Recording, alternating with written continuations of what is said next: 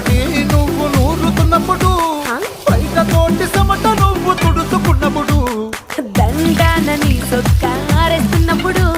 నీ ఒంటి వాసన తెగ గుర్తొచ్చినప్పుడు రెండు చేతులెత్తి జుట్టు ముడిసినప్పుడు జండు కత్తుకొని పడుకున్నప్పుడు అలసిపోయి నువ్వు ఆవలించినప్పుడు వచ్చుండే ఫీలింగ్స్ వచ్చి వచ్చి చంపేస్తుంది